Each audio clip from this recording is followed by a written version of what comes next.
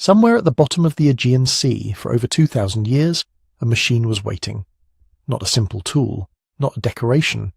A machine with interlocking bronze gears, dozens of them, small enough to hold in 2 hands, complex enough to model the movements of the sun, the moon, and the planets across the sky.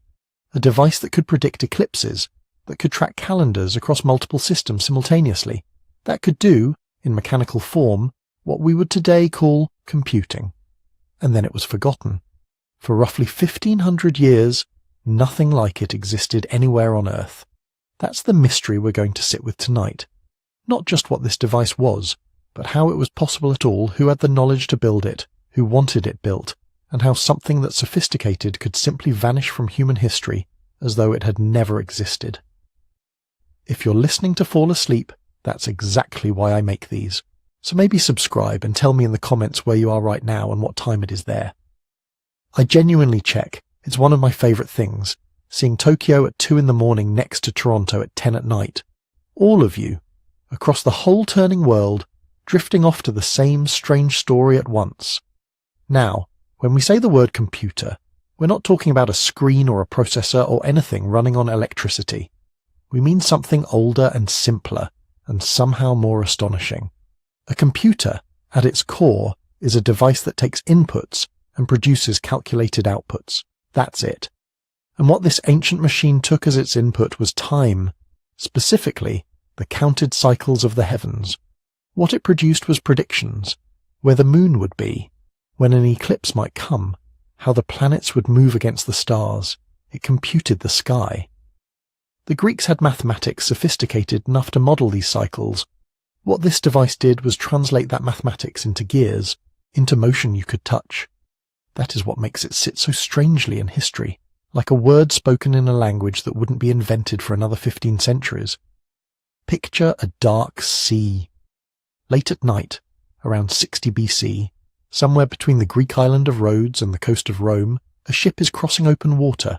It's carrying cargo, statues, glassware, coins, and somewhere in the hold, wrapped or cased or cushioned against the rolling of the waves, this device. We don't know if it was a gift, a commission, a piece of scientific equipment, or something else entirely. We only know the ship never made it. It went down, probably in a storm near a small rocky island called Antikythera. And there it stayed, silent, slowly corroding, locked in the dark, cold water, holding its secret for 2,000 years. Until a group of sponge divers, completely by accident, changed everything we thought we knew about ancient technology. It was the spring of 1900, and a crew of Greek sponge divers had been pushed off course by bad weather. They were working the eastern Mediterranean, as their families had for generations, diving deep into cold water to pull up the soft sea organisms that, once dried and trimmed, would end up in the bathrooms and kitchens of Europe. They knew these waters. They knew how to read weather and current and the colour of the sea. And when the storm passed and the skies cleared, they found themselves near a small, almost featureless island sitting between Crete and the Greek mainland. Antikythera. A rocky interruption in the water, more cliff than shore. The kind of place sailors noted on charts mainly as something to avoid. One of the divers went down to check the seafloor. What he found there was not sponges. He surfaced describing what sounded like a beach covered in rotting bodies, horses and humans tangled together in the silt. His captain sent another diver down to confirm it. The shapes were bronze and marble statues, dozens of them, half buried in the sediment at around 45 meters depth. A shipwreck, obviously. A large one, and old. Very, very old. The divers had stumbled onto what would turn out to be one of the richest archaeological finds in Mediterranean history. A Roman-era cargo ship, probably sunk sometime around 60 BC, carrying a load of luxury goods so dense and varied that it looked less like a merchant vessel and more like a floating museum. Over the following months, working with help from the Greek government and eventually the Royal Hellenic Navy, divers brought up an extraordinary haul. Bronze statues of athletes and gods, marble figures, glass bowls and ceramic vessels, coins, jewellery, furniture fragments. The kind of objects that made scholars immediately think of wealthy Roman patrons, of the enormous appetite Rome had developed in that era for Greek art, Greek craftsmanship, Greek everything, The ship was almost certainly running a well-established route, moving goods westward from the Greek world toward Italy, toward the capital of an empire that consumed beauty the way it consumed grain. That route took ships through some of the most treacherous water in the Mediterranean. The channel near Antikythera is narrow and the currents are unpredictable, the winds funneling between islands in ways that can shift direction in minutes. Sailors in the ancient world knew these passages well enough to fear them. Wrecks were not uncommon along this corridor. The seafloor in the Aegean and around the Greek island chains holds centuries of sunken cargo, most of it long scattered, most of it long gone. What made the Antikythera wreck unusual was depth. The cold, deep water had slowed decay, preserved things that would have disintegrated closer to shore. The statues had corroded and encrusted but survived structurally. And several other objects, less obviously precious, had survived too. Among the material brought up in the recovery operation were several dark, irregular lumps, fused masses of bronze and wood and calcium carbonate, the mineralized crust that seawater builds over submerged metal across decades and centuries. They didn't look like much. They didn't look like anything in particular. They were logged, stored, and largely ignored while scholars focused on the statues and the fine goods. One fragment was roughly the size of a thick book. Others were smaller. They sat in the National Archaeological Museum in Athens, waiting. Then, a few months into the examination of the recovered objects, one of the lumps cracked open, and inside, visible in the broken cross-section, were gears. Actual toothed interlocking bronze gears, small and precise, layered against each other in a way that was immediately recognizable as mechanical, not decorative, not structural, mechanical, in the specific sense of designed to turn, to translate motion, to do something calculated and deliberate. The scholar who first described this, a man named Valerios Stais, suggested in 1902 that it might be some kind of astronomical clock or calculating device. He was largely dismissed. The consensus at the time was that the ancient Greeks, however brilliant in mathematics and philosophy, simply did not make things like this. The complexity implied by those gears seemed to belong to a later world, a medieval world, maybe even an early modern one. The assumption was that the object must have been misdated, or misidentified, or somehow anomalous in a way that protected the larger story people already believed about ancient technology. That assumption would take decades to unravel. Here is one of the things that makes the Antikythera wreck so important, and also so frustrating. A shipwreck is an accidental archive. It preserves what happened to survive the sinking, the burial, and the recovery, in no particular order and with no explanatory notes attached. There is no cargo manifest. There is no captain's log. We don't know exactly where the ship departed, or where it was going, or who owned what was on board, or why any specific object was being transported. We can make reasonable inferences. The coins suggest a date. The style of the statue suggests origin. The route makes geographical sense. But the device, the thing with the gears, arrived in the historical record without a label, without a name, without a single word of contemporary documentation explaining what it was or who had made it, or what it was for. That is both the tragedy and the gift of its survival. The tragedy is obvious. The gift is subtler. Because the ship sank, the device escaped the slow erasure that consumed almost everything else like it. It wasn't melted down for the bronze, which was the fate of most fine metalwork when empires collapsed and resources ran short. It wasn't disassembled and rebuilt into something else. It wasn't lost in a library fire or left to rot in a storeroom. It was simply taken out of time, sealed in cold water and calcified sediment, and held there until the accidental curiosity of a group of sponge divers gave it back to the world. Fragile things survive by accident, when they survive at all. That's one of the quieter lessons sitting inside this story. Not that the Greeks were secretly more advanced than we imagined, though that's part of it, but that the record we have of the past is so incomplete, so shaped by chance and disaster, and the particular chemistry of seawater, that what we think we know about ancient capability is always only a fraction of what actually existed. The Antikythera mechanism survived because a ship sank in cold, deep water near a rocky island, at exactly the right depth, and a diver went looking for sponges. Everything else, every other device like it, is simply gone. So there it was, a broken object in a museum drawer, recognizably mechanical and almost completely illegible. The gears were real. That much was certain from the moment the lump cracked open. But real in the sense of physically present, physically verifiable is not the same as understood. And for the first several decades after the discovery, understanding the Antikythera mechanism was a project that moved in very small steps, interrupted by long pauses, complicated at every turn by the fundamental problem of what the object had become after 2,000 years underwater. Corrosion is not just surface damage, it penetrates, it replaces. Seawater carries minerals that gradually substitute themselves for the original material, filling voids left by oxidized bronze with calcium carbonate, fusing adjacent surfaces together, smoothing over the fine details that carry the most information. The teeth of the gears had survived, but many of the inscriptions on the flat plates were faint to the point of near invisibility.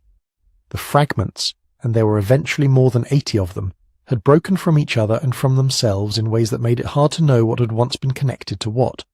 Some pieces were clearly from the same original object, others were ambiguous. There was a real temptation, and scholars are not immune to temptation, to assign fragments to roles that made a preferred interpretation work, to see what you were already looking for in the ambiguous geometry of a corroded edge. The first serious attempt at reconstruction came in the 1950s, when a British historian of science named Derek de Solla Price got access to the fragments and began a study that would eventually span 2 decades. Price brought something important to the problem, which was a willingness to take the mechanism seriously on its own terms rather than explaining it away.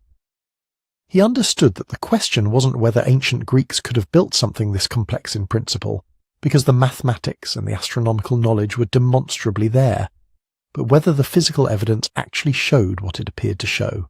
He counted gear teeth. He measured spacing. He tried to infer the original diameter of wheels that had lost sections of their circumference.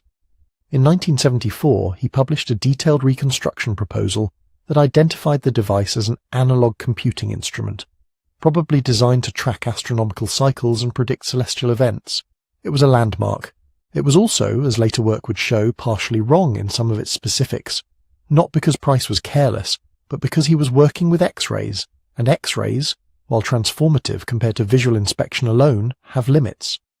The first X-ray images of the mechanism taken in the 1970s were remarkable. They could penetrate the calcified crust and reveal internal structure that was otherwise invisible. For the first time, researchers could see how gear trains were arranged inside the fused fragments, without physically breaking the fragments apart. They could read, partially, inscriptions buried beneath layers of incrustation. The images showed a level of mechanical complexity that even Price's careful study had underestimated. There were more gear wheels than initially counted.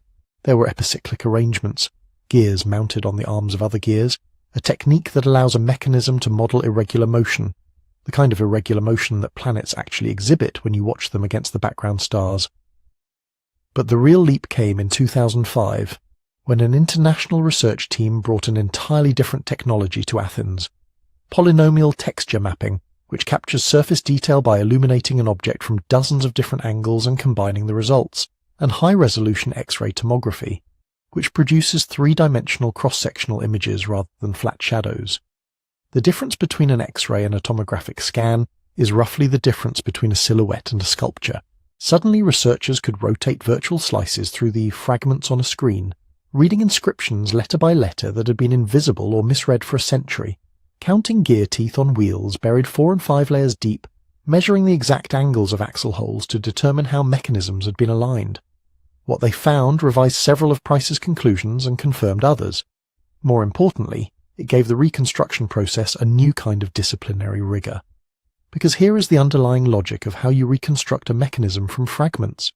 You begin with what you can directly observe. You count teeth on surviving gear wheels.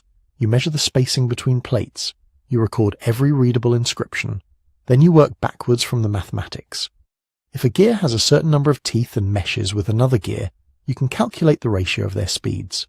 If that ratio corresponds to a known astronomical cycle, a cycle the Greeks demonstrably cared about and had precise numerical values for, then you have a candidate interpretation. If the physical dimensions are consistent with that interpretation, and if the gear trains connect in a way that is mechanically plausible, the reconstruction gains credibility. It isn't proof in the way a chemical test is proof, but it's convergent evidence. Multiple independent lines of reasoning pointing toward the same answer. And reconstructions do evolve. Ideas that seemed settled in 2006 were quietly amended by 2016. New scans found inscriptions that changed the interpretation of specific dials. A gear wheel that had been assigned one function was reassigned when a better image revealed details that didn't fit the earlier model. This is not a flaw in the process. It's the process working as it should, each generation of evidence correcting the overconfidence of the last. What emerged from all of this, slowly, revised repeatedly, still contested at its edges, was a picture of a device whose ambition was almost breathtaking. Not a clock, not a simple calendar, something that attempted to hold the whole moving sky inside a box of bronze the size of a shoebox. And that is where things get genuinely strange. To understand what that box was trying to do, you have to shift mental categories a little. We're used to thinking of computers as glowing rectangles, as things that run on electricity and code. But computation, in the most basic sense, is just this: taking an input, applying a set of rules, and getting an output. Change goes in, transform change comes out. In the Antikythera mechanism, that transformation happened in metal. This is what people mean when they call it an analog computer. Analog here doesn't mean old-fashioned. It means that something about the physical motion inside the device was analogous to, was shaped to mirror, something happening outside in the world. Turn one shaft through a certain angle, and every wheel and pin and pointer in the system moves through related angles, in ratios that encode relationships in nature. One kind of change, the steady turning of a hand on a crank, is translated into another kind of change, the wandering of the sun along the ecliptic, the shifting phases of the moon, the rhythm of eclipses, the slow dance of calendars drifting against the stars. Picture the basic interaction. You pick up the box. It's heavy for its size. On one side, a set of circular scales, some fixed, some with pointers that can move around them. On the other side, more dials, more inscriptions, an orderly forest of tiny engraved letters telling you what each scale means. Along the edge, a small knob or handle, something you can grasp and rotate. You decide what your input is. Maybe you're interested in a date. You want to know, say, what the sky will look like 5 years from now at the time of a particular festival. So you set the main pointer or turn the crank until a calendar scale lines up with a certain day and month. That position, that angle, is the starting condition the machine needs. Time has been converted into rotation. Inside, that rotation meets the first gear. Gear teeth interlock. One wheel turns another, and that one turns a third, each at a speed determined by the number of teeth and the way the shafts are arranged.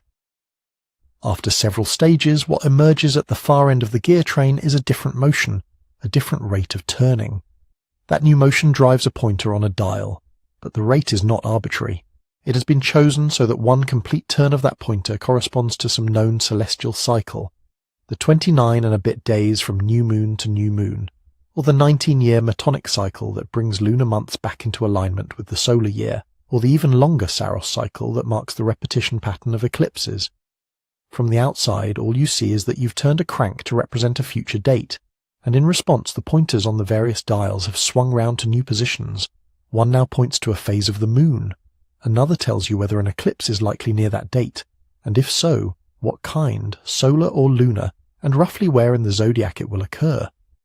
A separate scale gives you the month in different calendars, one civil, one perhaps tied to games or festivals, if some reconstructions are right. Additional pointers might even indicate the positions of the known planets, Mars and Jupiter and the rest, showing whether they are moving forward against the stars or in that peculiar backward loop ancient astronomers called retrograde motion.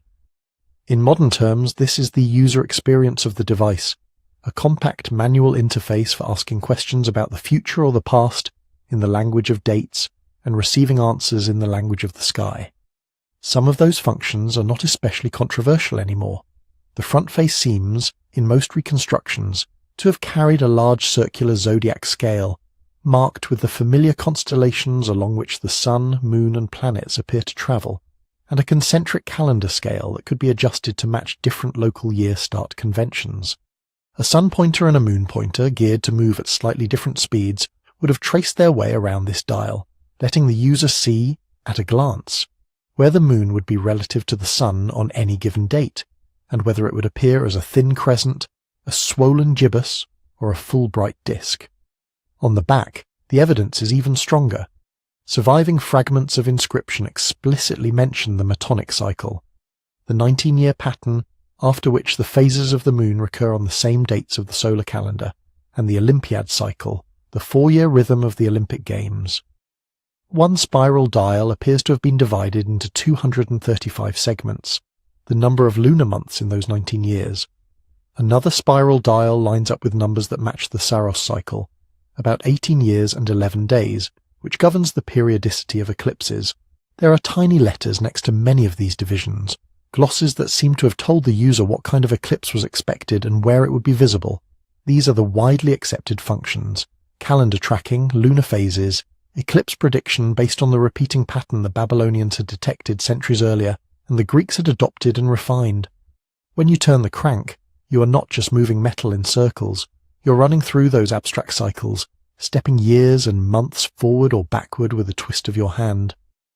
Other proposed functions sit on more uncertain ground. Several researchers have argued that the front face once carried additional pointers for the 5 planets visible to the naked eye, each driven by its own train of the gears, some using epicyclic arrangements to mimic the way planets seem to speed up, slow down, and temporarily reverse direction as seen from Earth. There are hints in the surviving gear counts that support this, numerical relationships that match known synodic periods of planets, but the physical evidence is fragmentary. No consensus has fully settled over this planetary model yet. It remains a compelling possibility, not a finished fact. Even without the planets, though, the logic of how this machine thought about the sky rests on one simple mechanical truth.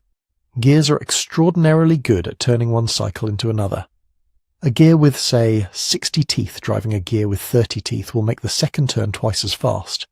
If you fix those ratios to known astronomical numbers, the 365¼ days of the year, the 29.53 days between lunar phases, the 18-year Saros cycle broken down into months, you can let metal do the math.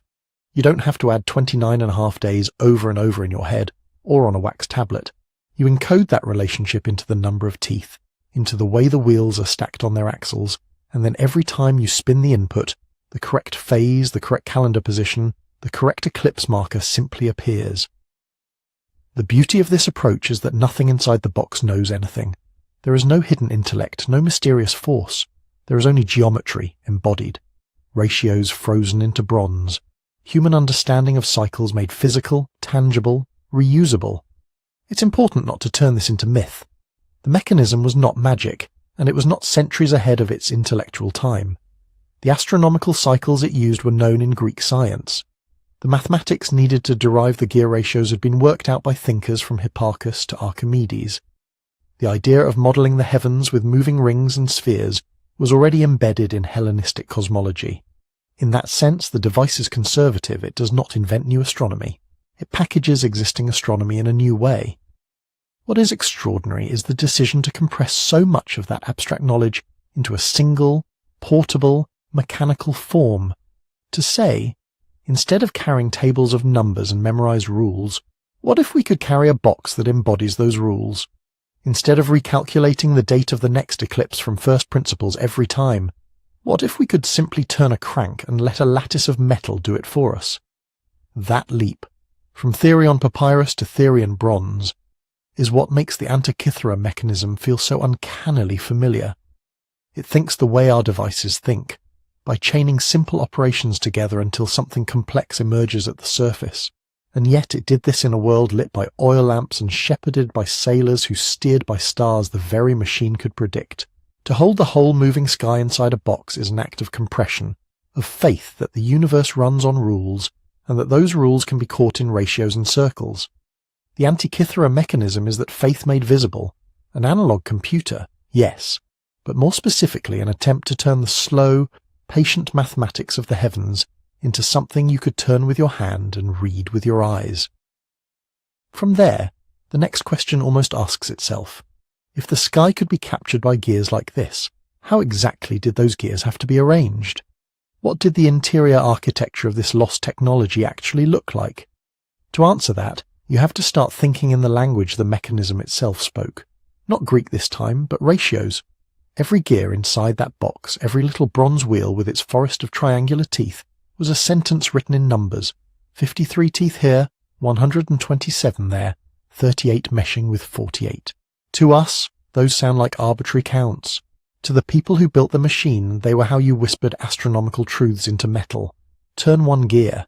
If it has 60 teeth and it drives a gear with 30, the driven gear turns twice for every turn of the first. 60 over 30 simplifies to 2 to 1. That's a statement. This motion is doubled. Stack that with another pair, say 32 driving 127, and you're now multiplying and dividing rates of motion in a chain. Each gear pair is another clause in the sentence, shaping how fast the final pointer will sweep around its dial. When researchers reconstructed the gear trains in the Antikythera mechanism, they found these ratios lined up with known celestial cycles. The tricky 235 lunar months in 19 solar years, the 223 months of the Saros eclipse cycle, the 76-year Calippic cycle that refines the metonic pattern. The numbers of teeth aren't random. They're approximations of awkward fractions in the sky, expressed in whole numbers of little bronze triangles. That's the first impression when you go inside in your mind. Not some chaotic tangle of wheels, a carefully layered phrase-by-phrase translation of astronomy into mechanics. But knowing the grammar of gear ratios isn't the same thing as actually building the sentence. Bronze does not particularly want to become a precise instrument. It wants to warp when it cools. It wants to pit and corrode when salt air finds it. It wants to resist the file and the saw. To get from raw metal to a gear that can stand its ground in a mesh with 20 other gears, someone has to fight all of that, patiently, tooth by tooth. Imagine the workshop somewhere in the eastern Mediterranean a little before 100 BC. Not a factory, a room, maybe two, lamps on the walls, a bench near the window for daylight work, a chest of tools, chisels, gravers, bow drills, files of different cuts, a saw, maybe a simple lathe turned by hand or foot, sheets of bronze cast roughly to thickness, waiting to be tamed. There are no machine tools here in the modern sense, no steel milling cutters, no micrometers, but there are jigs, simple guides that let a craftsman repeat a shape accurately, a wooden or bronze template for gear teeth, a marked circle that can be laid over a blank disc to space out tooth positions, perhaps a spindle that can hold a disc while someone with a bow drill steps around the circumference, drilling tiny holes that will later be opened into tooth gaps. The first step is to get a flat circular blank. That could be done by cutting a disc from a sheet and truing it on a lathe, or by casting a rough wheel in a mould and filing it down. Both methods were well within Hellenistic metalworking skill. Greek and Roman artisans made astrolabes, armillary spheres, finely divided measuring rods. Precision in bronze was not foreign to them. It just took time and patience. Then comes the teeth. The Antikythera gears have triangular teeth, not the curved involute profiles you see in modern watchmaking. That simplifies some things and complicates others. A triangular tooth is easier to cut with simple chisels and files, but it also means the accuracy of spacing and the sharpness of the profile matter even more if you want smooth motion without jamming. You can picture the rhythm of it. Mark a circle into 223 equal divisions. Cut a tiny notch at each mark. Deepen the notches. File the spaces into proper tooth gaps, checking every few cuts against a test gear to see if the mesh feels right. The work is slow, meditative. A minor slip in spacing and one tooth will be too fat, another too thin. Enough of those slips and the ratio you so carefully chose on papyrus no longer translates cleanly into motion, and that's without thinking about how tightly you have to pack everything. One of the strangest facts about the Antikythera mechanism is how little space its designers allowed themselves. The surviving fragments suggest a device only a bit thicker than a pair of modern paperbacks stacked together.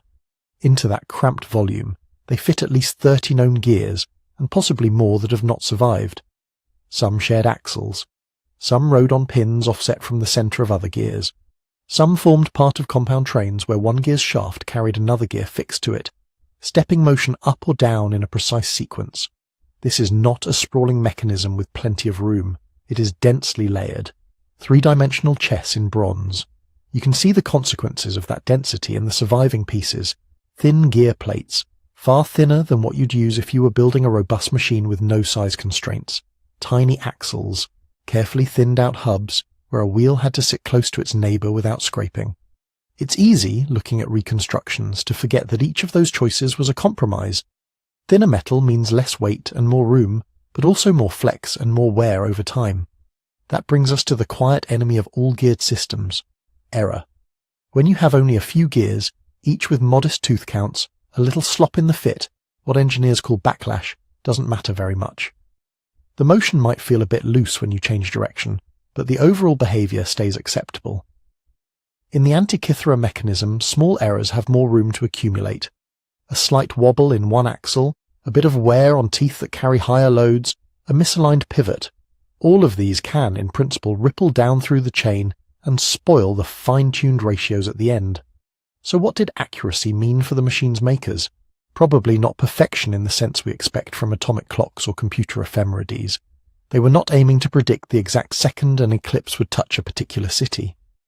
The cycles they encoded, metonic, saros, callipic, are themselves approximations, good over decades or centuries, not eternally exact. A mechanism that could tell you, within a day or two, when a lunar eclipse was likely, or could show the general region of the zodiac where a solar eclipse would occur, would already have been impressive. In that context, a little backlash is acceptable. Bronze teeth wear, but they wear slowly, especially if the device is not being cranked constantly. The pointer for the moon does not need to land on the exact degree marker every time. It needs to land close enough that an experienced user, reading the dial and the inscriptions together, can interpret the result. And remember, this was not just metalworking by guesswork. It was theory and practice meeting in the same object. Somewhere, before any gear was cut, someone had done the math. They had taken known synodic periods of the moon and the planets, known eclipse periodicities, and converted them into rational approximations that could be built with integer tooth counts. They had decided that 235 lunar months in 19 years could be modelled with a particular combination of wheels, that the 18-year Saros could be broken into segments that marched neatly along a spiral dial. Then that paper or wax tablet or mental plan had to be translated into drill marks and file strokes. The astronomer and the artisan might have been the same person, or they might have been a team. A theorist who set the target ratios and a skilled mechanic who knew how close bronze could realistically get to the ideal. The result is a device where you can almost hear those two voices in conversation. The arrangement of gears that implements the lunar anomaly, using an off-center pin and slot to mimic the moon's varying speed, shows a clear understanding of geometric models of celestial motion. The compact packaging of the eclipse trains, with their tight spirals and stacked axles, shows a deep understanding of what metal can and cannot do in tight quarters. And yet, for all that, the Antikythera mechanism we reconstruct today is still wrapped in uncertainty. Key pieces of the original are missing, broken away by corrosion, or lost on the seabed. Some gears we know only from ghostly X-ray images inside solid blocks of incrustation. Others are inferred from tooth counts that suggest a wheel must once have been there to complete a ratio.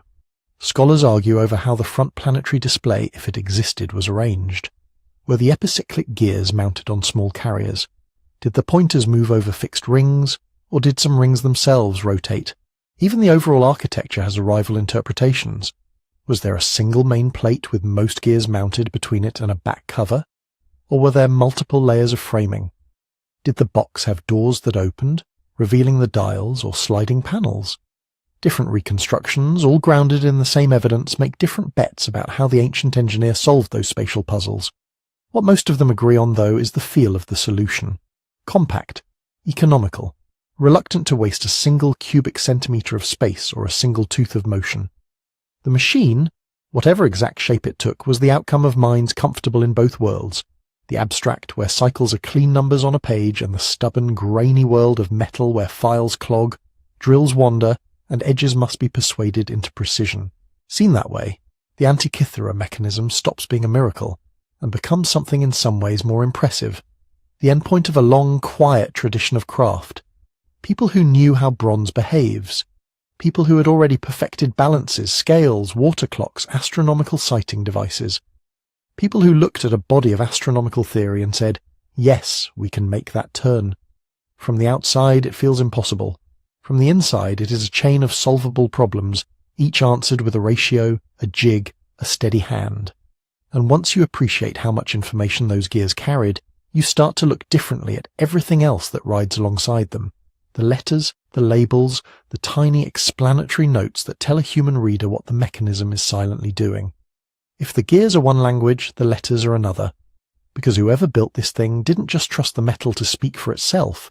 They covered it in writing, tiny, cramped Greek letters, scratched and engraved into every surface they could spare, on the faces of dials, along the edges of plates, on little bronze panels that no longer survive except as ghost impressions. From a distance, those inscriptions look like corrosion noise, random scratches in green-black metal.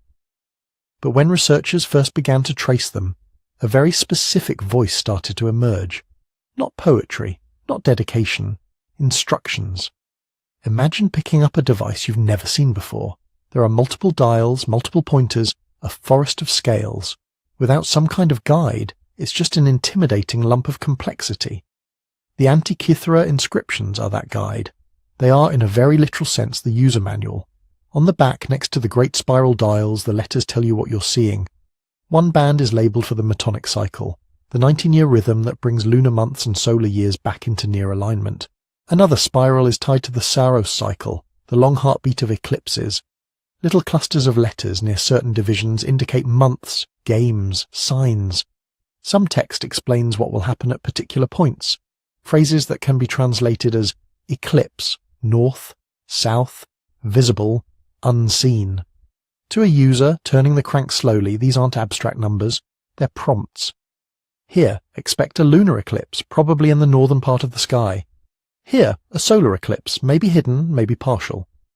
On the front, around the zodiac scale and the calendar ring, there are labels for constellations, months, markers for rising and setting. A pointer sweeps, and the inscriptions turn a moving line into a story.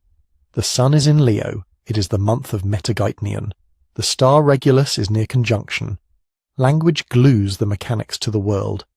Some of the longest texts don't sit right next to a dial at all.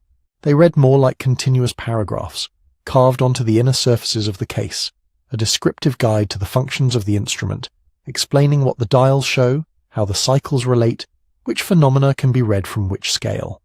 Scholars sometimes call these the parapegma texts, after ancient star calendars that listed astronomical events alongside dates. This is not the kind of casual labelling you put on a trinket just to remind yourself which way is up. It's systematic, didactic. It assumes a reader who is literate, numerate, and already somewhat familiar with astronomical concepts, but it also assumes that reader needs help navigating a dense, integrated system of cycles. To get from muddy scratches to that level of clarity took another kind of craft, because by the time modern eyes saw the mechanism, most of its letters had been half-eaten by the sea. A century ago, scholars could read only the boldest strokes, a month name here, a few isolated letters there. Everything else was locked under layers of mineral crust.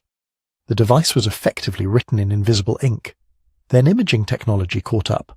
High-resolution photography, raking light, ultraviolet illumination. Each new technique pulled a few more letters out of the noise. But the real revolution came with X-ray computed tomography, the same basic principle as a medical CT scan, focused on a small tortured block of bronze. Those scans don't just show metal, they show density differences inside the corrosion. An engraved groove, even if it's completely obscured on the surface, leaves a slightly different density profile in 3 dimensions. By slicing virtually through the fragments layer by layer, researchers could see the buried channels cut by an ancient graver.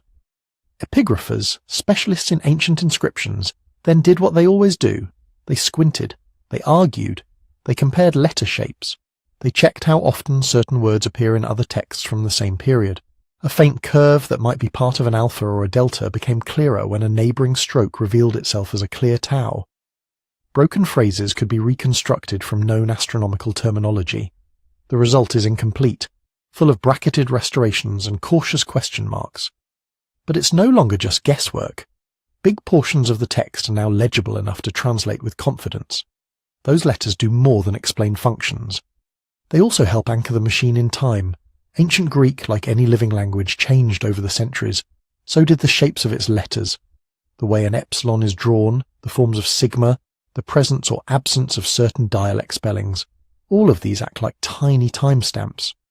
The inscriptions on the Antikythera fragments use a style of lettering and orthography that fits the late Hellenistic period, roughly the 2nd to 1st centuries BC. That lines up with what we know from the shipwreck context and the stylistic features of the mechanism itself. It doesn't give us a specific year, but it narrows the window and reinforces the broader picture. This is not an early experiment or a late Roman relic.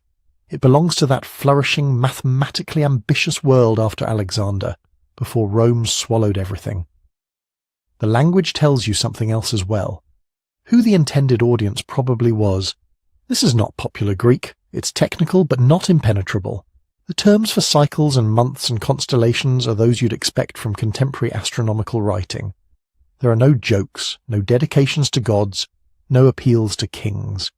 The tone is cool, explanatory, almost textbook-like. That makes it unlikely that this was a ceremonial object for display only, meant to impress a ruler who would never touch the crank. Nor does it feel like a household toy for a curious amateur.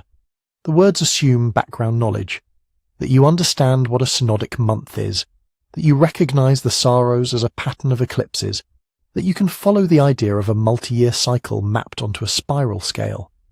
So who exactly was supposed to read this? One plausible picture is a learned owner, perhaps an affluent Greek or Roman with a serious interest in astronomy or astrology, using the device personally, maybe in a study, maybe as part of teaching. Another is an institutional setting, a school, a philosophical community, a temple where astronomical timing mattered for rituals. A third possibility, not mutually exclusive, is that the inscriptions are as much for apprentices as for the primary user. A workshop of instrument makers might produce a machine like this along with a built-in guide so that future repairs, calibrations or copies could be done without starting from scratch. Whatever the exact scenario, the inscriptions radiate an assumption. Understanding is possible. The machine is not meant to be a black box. Its maker expected someone, not just himself, to make sense of it. If you follow the text dial by dial, you can feel how tightly it's woven into the mechanism. On the back, near the metonic spiral, month names are paired with numbers that track lunar months over 19 years. On the Saros dial, little letters link particular positions to notes in the explanatory text about eclipses.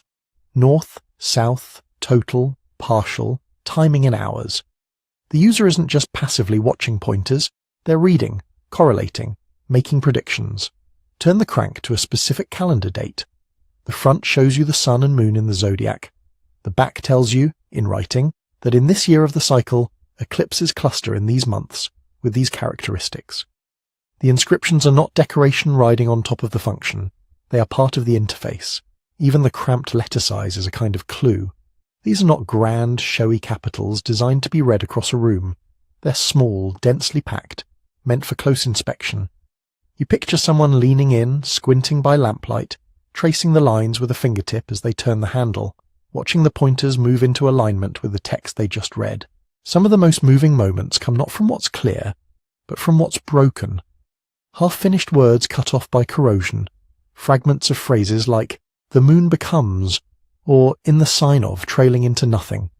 You can almost hear the missing sentences, echoing the intact ones. When the pointer stands here, a lunar eclipse will occur. If the sun is in this sign, the following games are held. All of it points back to living people. Someone sat there engraving those letters, stroke by careful stroke, knowing that if they crowded them too much they would be illegible, but if they left too much space they would run out of room before the explanation was finished. Someone decided which details the future reader needed most, not the derivation of the cycles, they're assumed, but how to practically use them, and someone else, at some later time, stood over the machine, reading. Maybe they used it to plan a journey, to choose a date for a festival, to cast a horoscope with an air of authority that only a ticking geared cosmos could provide. Maybe they used it to teach a student how the subtle dance of months and years and eclipses fits together, turning theory into something you could literally turn in your hands. In that sense, the Antikythera mechanism is not just a computer, it's a conversation, frozen in bronze and letters. The gears speak the language of ratios. The inscriptions translate that motion into human terms. Together they tell you, the sky has patterns. Those patterns can be known. Here is how to see them. And yet, for all the clarity they offer, those tiny letters also hint at what has been lost. They refer to cycles and techniques as if they're common knowledge, as if anyone serious about astronomy would recognize them. That casual confidence suggests a wider culture of instruments and texts that have not survived, a whole ecosystem of knowledge in which this device was not a singular miracle, but one particularly ambitious example. We're left reading around the gaps, filling them with cautious reconstructions.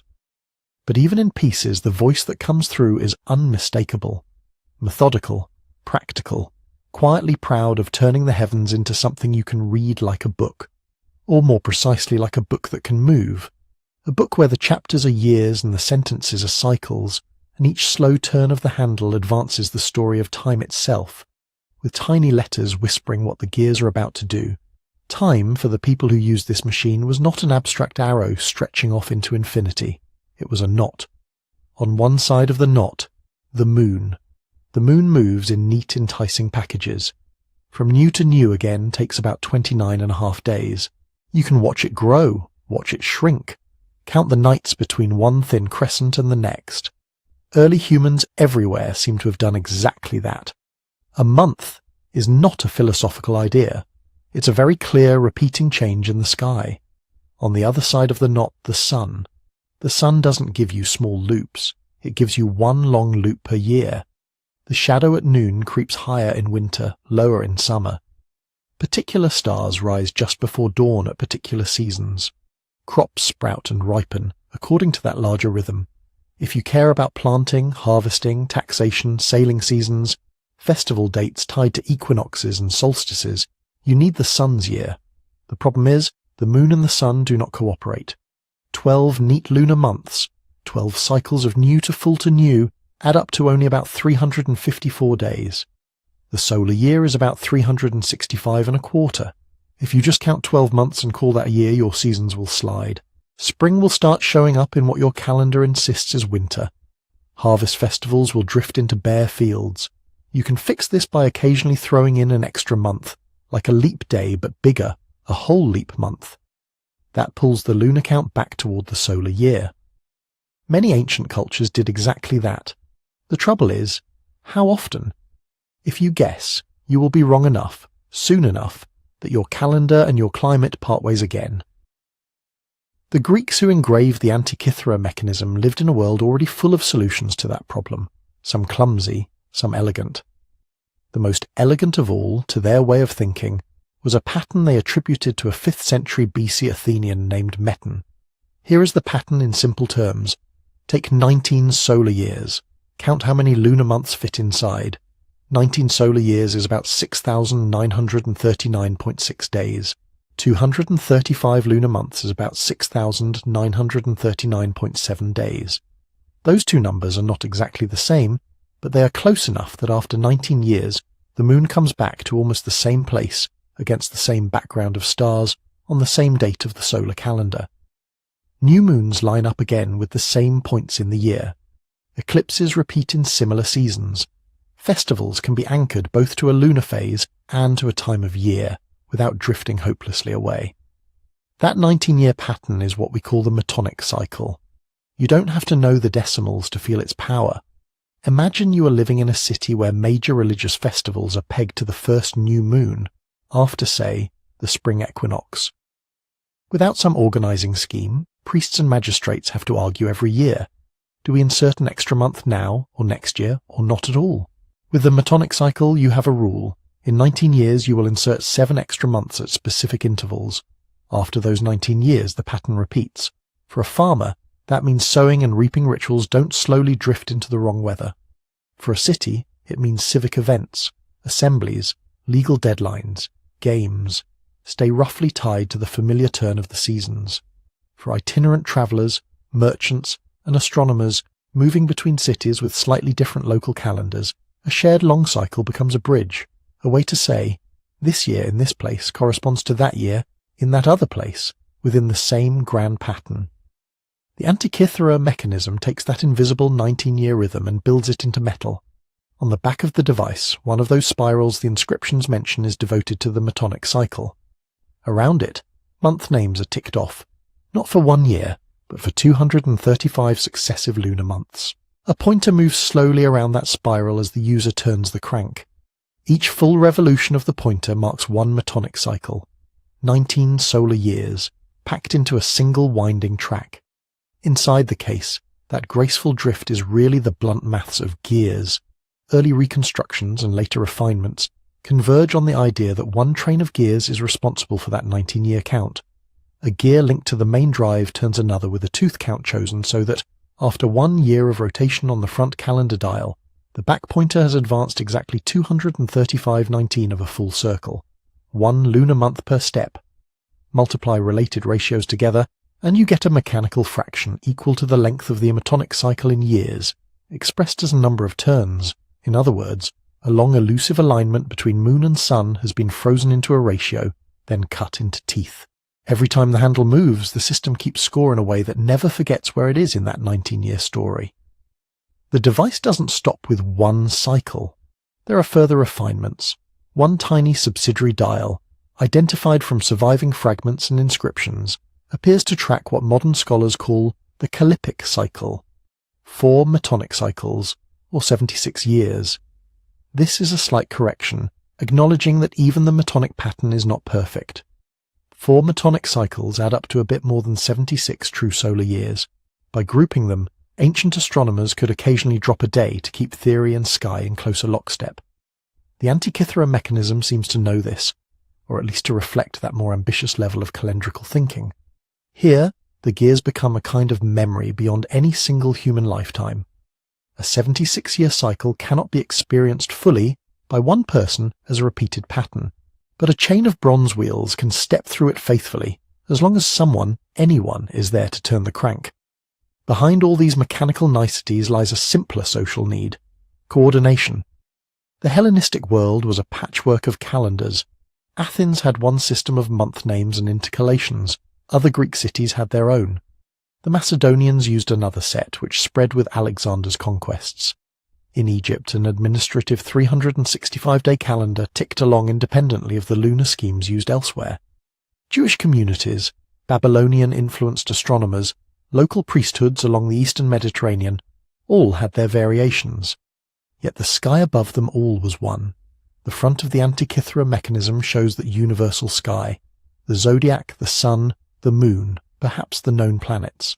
The back brings that universal sky into conversation with particular human systems, a Greek lunar-solar calendar with its inserted months, named civic festivals, even, according to some readings of the inscriptions, references to specific games like the Olympian and Nemean contests, which recurred on regular cycles of years. Turn the handle to a chosen date, and you don't just see where the sun and moon are.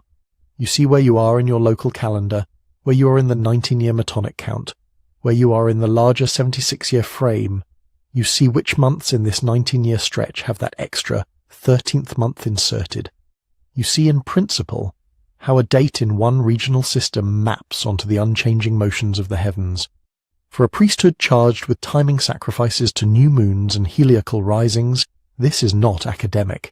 For a city-state trying to schedule Pan-Hellenic games to avoid unlucky eclipses, or to align with other cities' years, it is directly useful.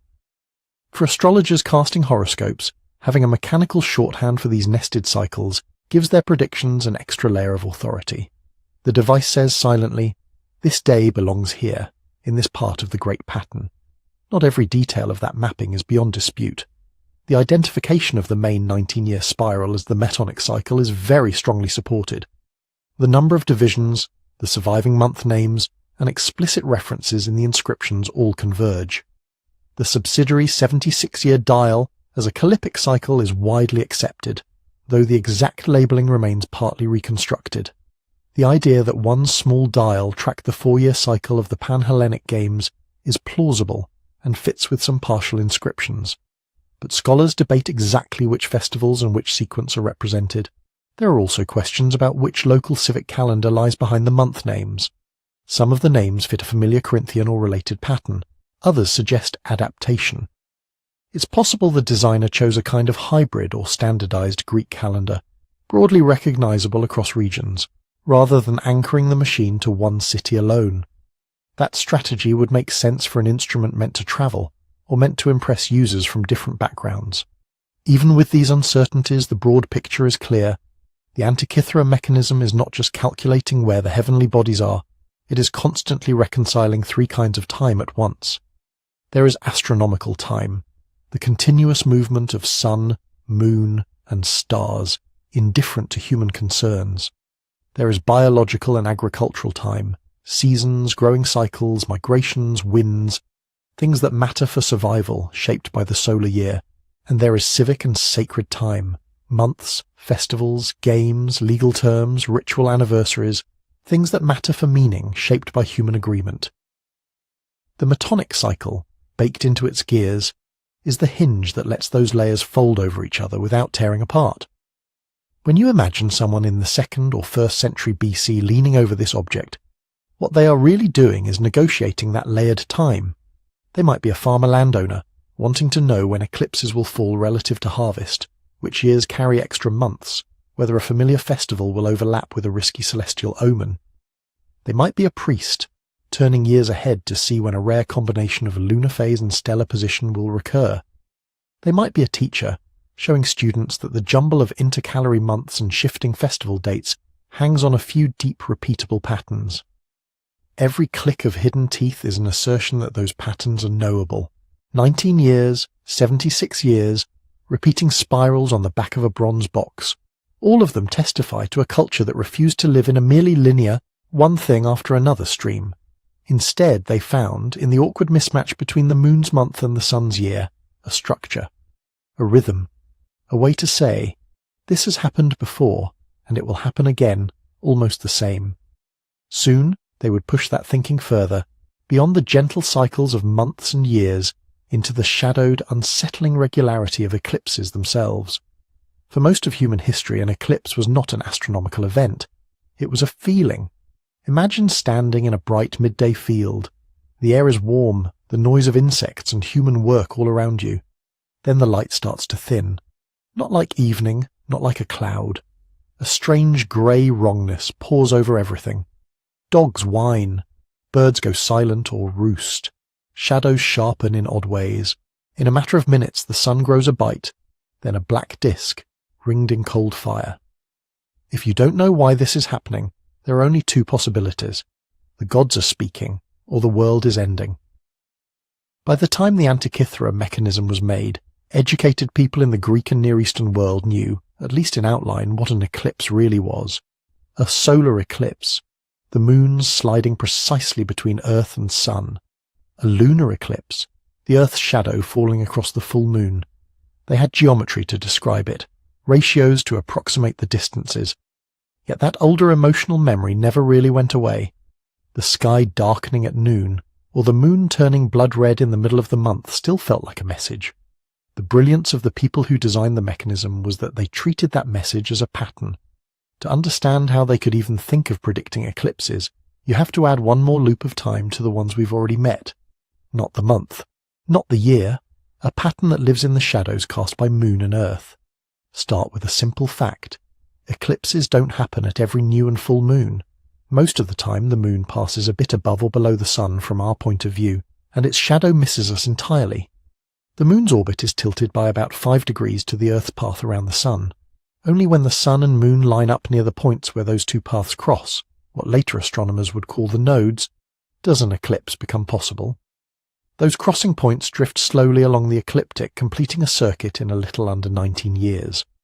The moon also has its own rhythm of perigee and apogee, near and far changing its apparent size. Stack these cycles on top of the familiar month and year, and you get a complicated weave.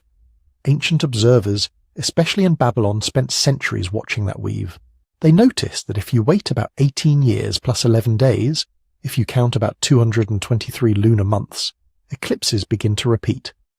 A lunar eclipse seen in a particular sign of the zodiac at a particular time of night will have a close cousin 223 months later. A solar eclipse occurring in one season will be echoed by another, nearly 18 years and a bit after. That repeating pattern is what modern astronomers call the Saros cycle. You don't need the name to feel what it does. It says, the chaos of the sky's most alarming events is not really chaos. It's a long, slow beat. 18 years, 11 days, and change. A lifetime of watching will let you glimpse it. Several lifetimes, writing things down carefully, will let you predict it. By the Hellenistic period, Greek astronomers had inherited Babylonian eclipse tables that encoded this Saros rhythm. They knew, more or less, when in the long count of months the sky would be primed for an eclipse, not guaranteed, but primed. A window of possibility. This is almost certainly the logic that lies behind one of the strangest and most startling features of the Antikythera mechanism, its eclipse prediction dial. On the back of the device, nested with the metonic spiral, fragments of another spiral layout survive. The surviving inscriptions refer explicitly to eclipses. Tiny letters mention colours, sizes, directions. Modern reconstructions point toward a spiral divided not into 235 months, but into 223. One turn of that spiral equals one Saros cycle. Turn the crank, and as the front dials step you through months and years, a pointer on this Saros spiral creeps forward through those 223 eclipse-relevant months. At particular marks, inscriptions suggest the pointer would cross zones marked for possible eclipses. Possible is the key word. This machine could not know, at the level of a modern ephemeris, whether a given solar eclipse would be total in Alexandria, partial in Rhodes, or invisible from Greece altogether. It had no concept of your exact latitude, or of the narrow path of totality. What it could do was something like this. For this month, for this phase of the moon, given where we are in that 223-month cycle, the geometry of the orbit says an eclipse is on the table. If the pointer stands in this segment, a lunar eclipse is possible around the middle of the month. If it stands in that one, a solar eclipse might darken the sun at or near new moon. The tiny accompanying letters, according to some readings, tell you further. This one will be north or south, large or small, perhaps even hinting at the hour of night for a lunar event. In other words, not a single sharp prediction, but a calendar of omens. For someone living in that world, that was more than enough. If you are a priest in a great temple, knowing that your city is entering an eclipse season might change how you schedule certain rites. If you are a king, it might affect the timing of a military campaign or the day chosen for a coronation. In Babylon, eclipses were classically tied to the fate of the king. A sudden darkness could be read as a judgment on the ruler. Elaborate rituals evolved in which a temporary substitute king would be enthroned and then quietly removed after the danger had passed, soaking up the ill omen. Hellenistic courts, marinated in a mix of Greek, Egyptian and Mesopotamian ideas, would not have been untouched by that tradition. For sailors and merchants, the machine's eclipse dial had a different flavour. Sea travel in the ancient Mediterranean was heavily seasonal. People avoided the risky winter months when storms could appear from nowhere. A darkened sun, or a blood-red moon at sea in any case, was terrifying. Being able to say in advance, around the time of the third month next year there may be an eclipse, would let you prepare stories, sacrifices, explanations for your crew. Astrologers too cared deeply. In Hellenistic astrology, eclipses became potent markers in birth charts and state horoscopes. A solar eclipse near a particular zodiac sign could be associated with upheaval in regions and peoples, linked, in that symbolic geography, to that sign. A mechanism that turned the abstruse Saros counts into a moving pointer on a dial gave those practitioners a powerful prop. We should be careful, though, not to overstate what we know. The surviving plates of the eclipse spiral are incomplete. Some letters are clear, others have been reconstructed from tantalizing fragments. Scholars disagree on exactly how the months were labelled, how many inscription rings surrounded the spiral, whether every possible eclipse was marked or only those visible in a particular region. One widely discussed interpretation suggests that a small subsidiary dial, in addition to the Saros spiral, tracked what is now called the Exeligmos cycle. 3 Saros cycles bundled together, about 54 years and a month. After 1 Saros, an eclipse recurs but shifted in longitude. After 3, the time of day comes back into step. If the device did account for this, it might have upgraded a simple yes/no this month into yes, and likely at this time of day. But that reconstruction, while elegant, depends on fits of tooth counts and half-erased letters. It is plausible, not certain. What is less in doubt is the overall spirit of the thing. In a world where eclipses had long been read as the handwriting of gods, the Antikythera mechanism offered a quieter message. These great signs, too, belong to cycles, not random wrath, not pure miracle, but a pattern that can be learned, inscribed, even engraved onto bronze. Prediction, for its users, would not have meant the kind of minute-by-minute path of totality forecast an astronomer might print today. It meant knowing, ahead of time, that a dangerous or meaningful season was coming. It meant being able to stand in a council chamber or a temple precinct and say, "An eclipse is due in the 3rd year from now in the spring. We should prepare." In that sense, the eclipse dial is as much a social device as an astronomical one. It lets human institutions, courts, priesthoods, shipping guilds, brace themselves against the single most dramatic kind of celestial surprise. It gives them time to adjust calendars, to plan rituals, to shape narratives. If the gods are going to send a sign, better to have your response ready.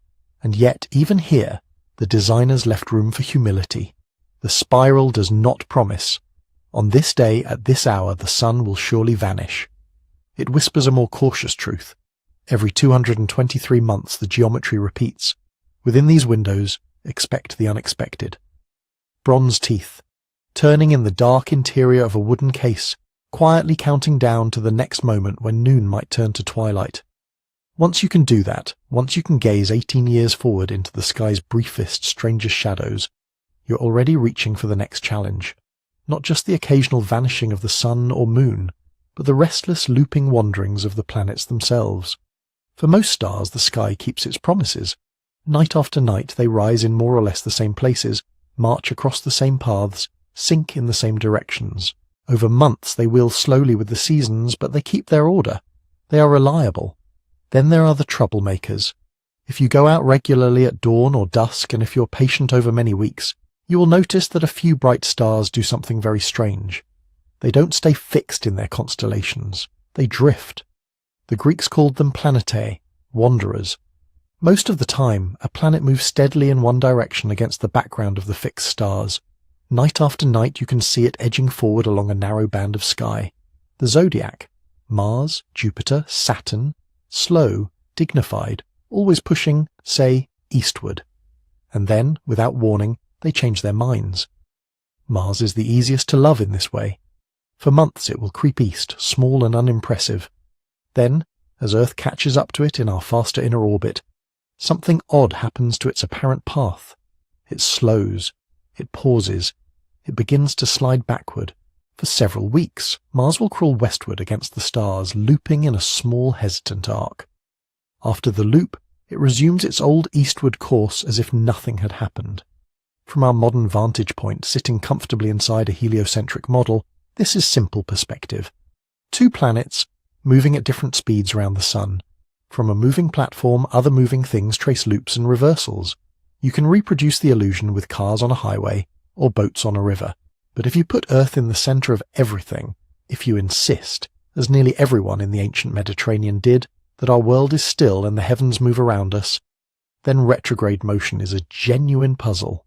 Why would a god-bright wanderer slow down, reverse, trace a loop, and then meekly rejoin its original path? For centuries, thinkers tried to answer that question not with myth, but with geometry. By the time the Antikythera mechanism was built, the dominant language of educated astronomy in the Greek world was geocentric and mathematical. Earth fixed in the middle, the stars attached to a huge rotating sphere. The sun, moon, and planets carried on their own invisible circles. To explain their changing brightness and their looping motions, astronomers developed what later writers would call circles on circles. A planet in this picture doesn't simply ride around Earth on a single perfect ring. Instead, it is mounted on a smaller circle, an epicycle, which itself slides along a larger track, the deferent centered near Earth. Let the big circle turn one way at a steady pace. Let the little one turn another way, maybe faster. The combination of those two smooth motions projected onto the dome of the sky creates exactly the kind of strange path you see. Slowings, stations, retrogrades, loops. Add a few more tweaks, shift the center of the big circle slightly off Earth, let the speed vary just a bit, and suddenly you can fit not only the loops, but the exact dates and positions when they happen. This was not just armchair speculation, it was bookkeeping.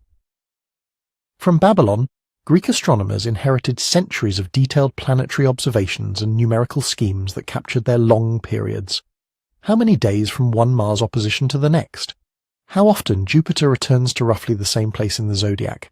Tables that tell you, on year X, in month Y, the planet should be around such and such a constellation. Greek mathematicians, especially from the 3rd century BCE onward, translated these numerical patterns into geometrical devices. For them, orbits became circles, speeds became angular velocities, and the whole sky turned into a system of rotating wheels. If you step back from the parchment and ink, there is an obvious next question. If planets behave as if they are carried on circles mounted on circles, could you build that? Could you take bronze teeth and axles and make a physical diagram of the heavens, where one turn of a crank sends planets forward and backward in their loops, just as the sky appears to do? This is where the Antikythera mechanism edges towards something that feels almost like science fiction. On the back, the surviving gears clearly speak the language of lunar months, solar years, and eclipse cycles. On the front, beneath the lost face that once held pointers and scales, the teeth tell a more fragmentary story. Some reconstructions see there not only a sun and moon, but a ring of the zodiac, a calendar dial, and 5 additional indicators, one each for Mercury, Venus, Mars, Jupiter, and Saturn. Each would have crept around the zodiac at its own pace. Each would have needed to slow down and go backward at the right times. To make that happen in metal, you need more than simple one-to-one gear trains. You need something that behaves like those epicycles on paper, compound gearing, where a wheel riding on another wheel creates a second-order motion.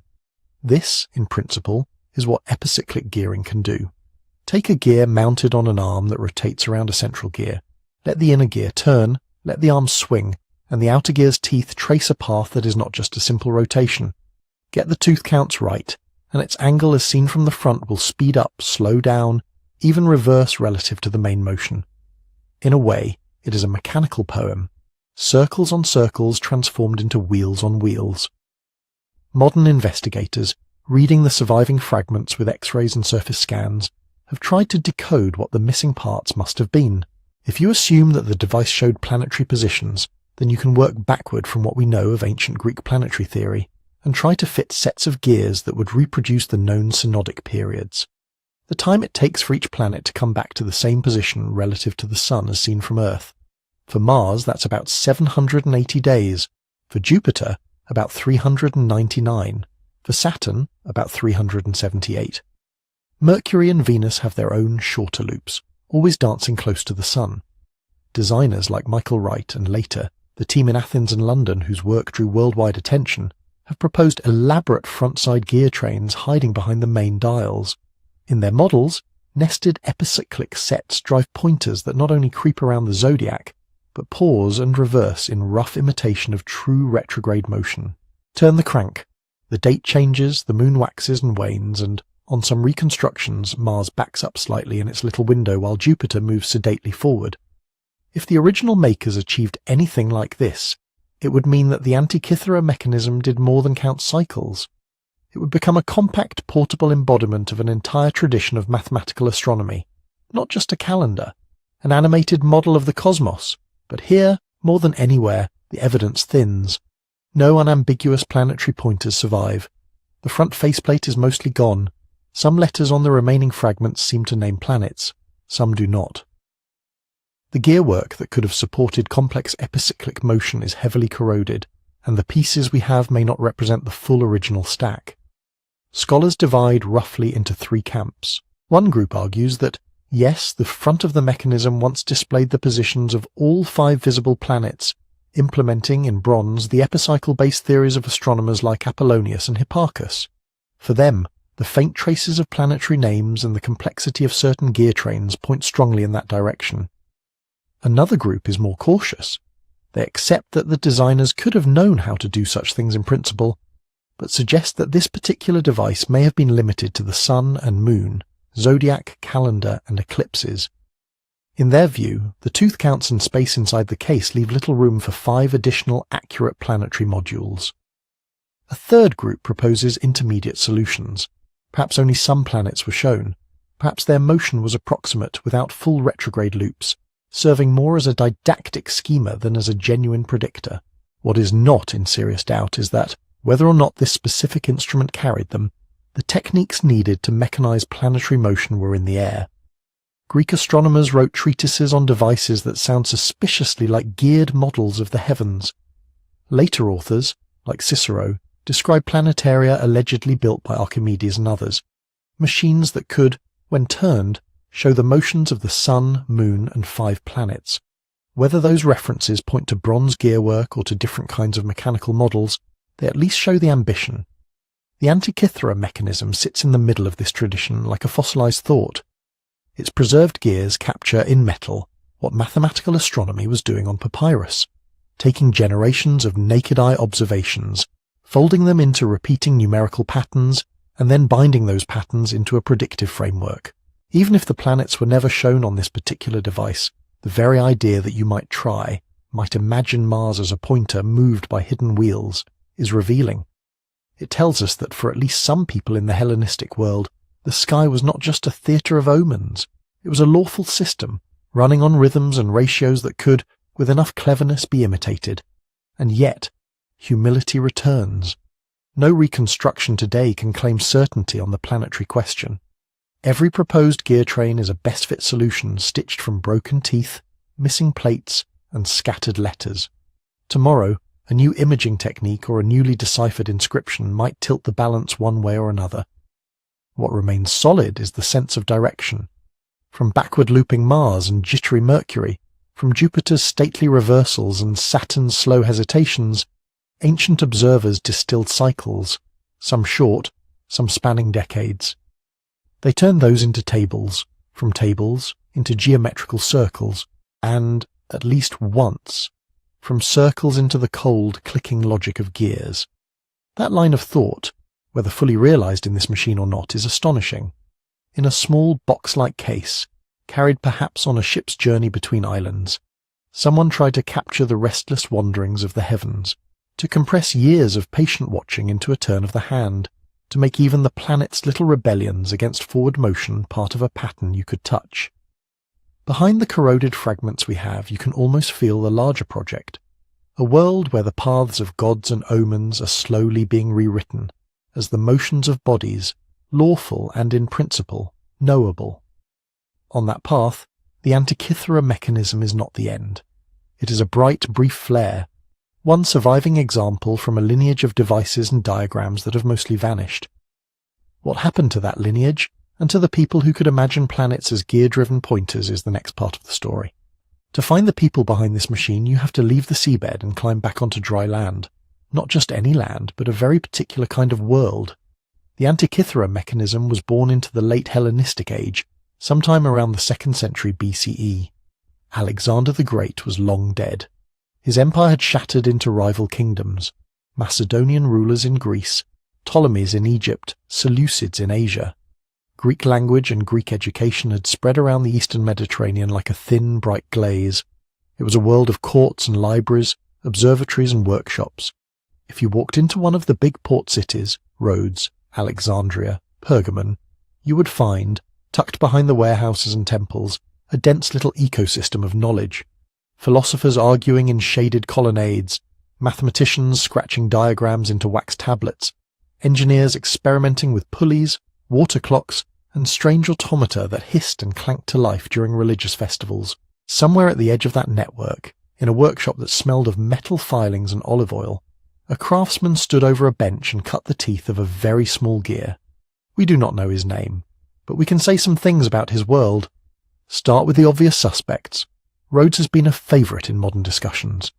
By the time our device was built, Rhodes was famous for its schools of astronomy and navigation. It sat strategically between the Aegean and the eastern Mediterranean, a kind of intellectual customs house, where ideas passed in and out along with grain, wine, and luxury goods. Writers from later periods mention astronomers there who worked with armillary spheres, ringed models of the sky, and with detailed observational instruments. One of the key theorists behind epicycles, Hipparchus, is often linked to Rhodes in the written record, even if his life story is patchy. If you were a wealthy merchant or a king who wanted an astronomical gadget, Rhodes is exactly the sort of place you might send a letter, or a ship, to get one made. Then there is Alexandria. Under the Ptolemies, Alexandria was home to the Great Library and Museum, a royal research institute housed beside the palace. There, mathematicians like Euclid and engineers like Ctesibius and Hero of Alexandria pushed at the boundaries of geometry and mechanics. They played with pressurized air, siphons and geared devices that timed the flow of water.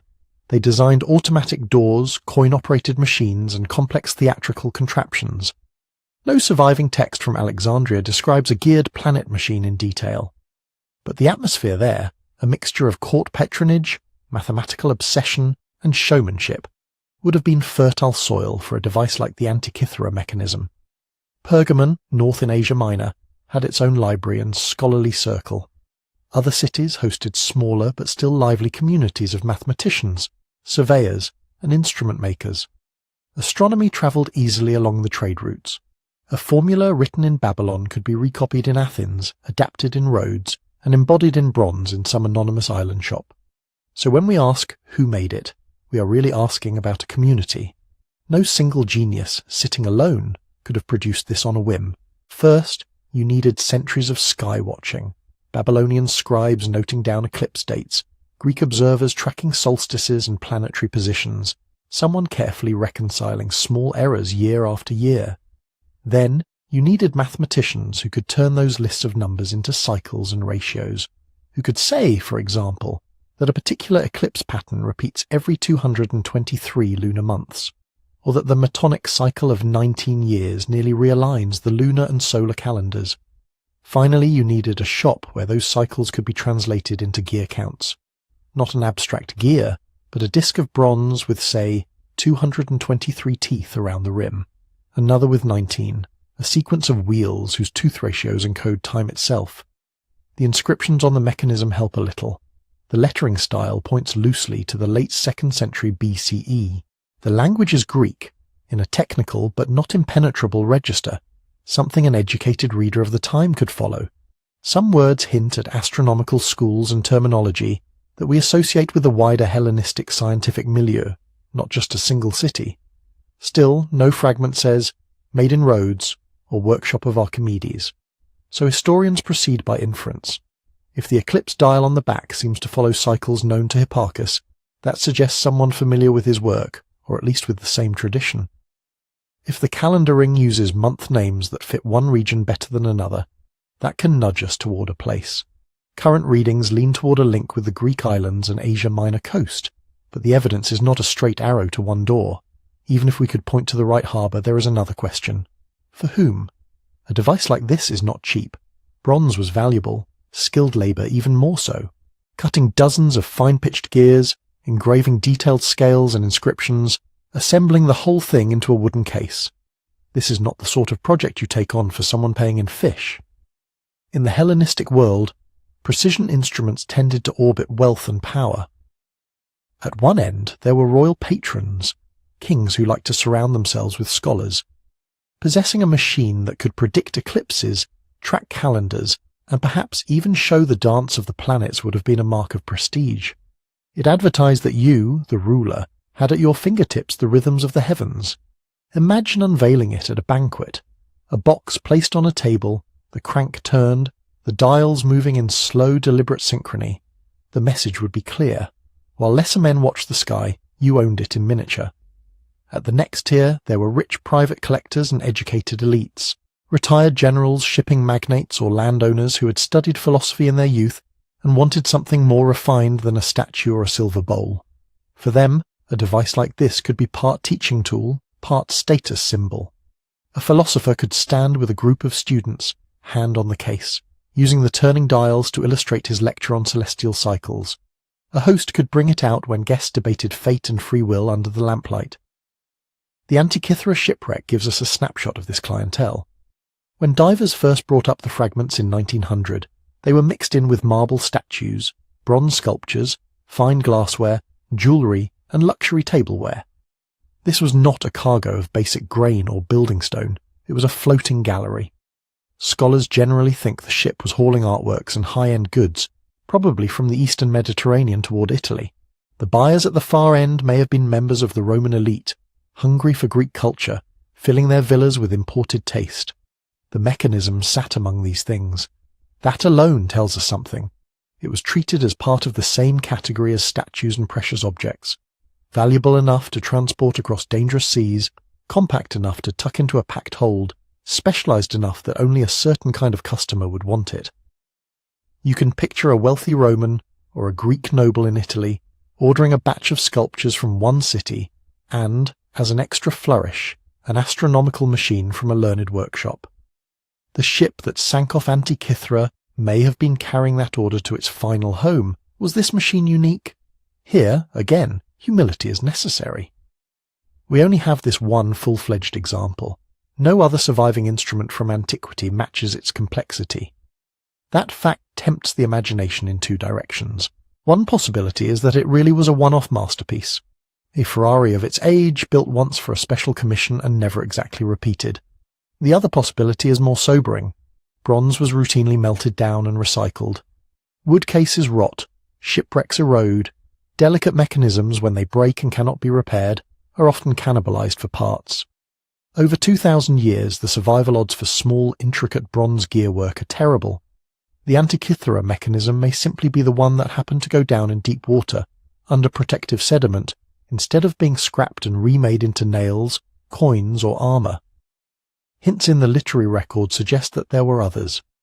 Cicero, writing in the 1st century BCE, describes devices attributed to Archimedes and to a Stoic philosopher named Posidonius, machines that could display the motions of the sun, moon, and planets. He speaks of them as known objects, not as unbelievable rumors. We cannot be sure those were geared in the same way as the Antikythera device. They might have used other mechanical principles, but taken together with the sophistication of the mechanism we have, they at least indicate a tradition. Engineers standing on each other's shoulders, workshops copying, refining, improving. Perhaps early models showed only the sun and moon. Later ones added eclipse prediction. A few high-end versions experimented with planetary indicators. Most were lost gradually through accidents, wars, or simple neglect. The Antikythera machine, then, would be not the lonely product of an isolated genius, but a single surviving member of a broader species, Hellenistic scientific instruments. If that is true, it makes its world feel even more alive. We start to see not just a lone craftsman, but a small industry. Apprentices learning to file teeth to a standard pitch. Masters keeping notebooks, now long vanished, where tooth counts and design tricks were recorded. Merchants negotiating prices and delivery dates. Astronomers advising on which cycles really matter, which can be approximated, which are essential to impress the patron. At each step, choices were made. Could they have included another dial? Yes, but it might crowd the face. Could they add more precise planetary gearing?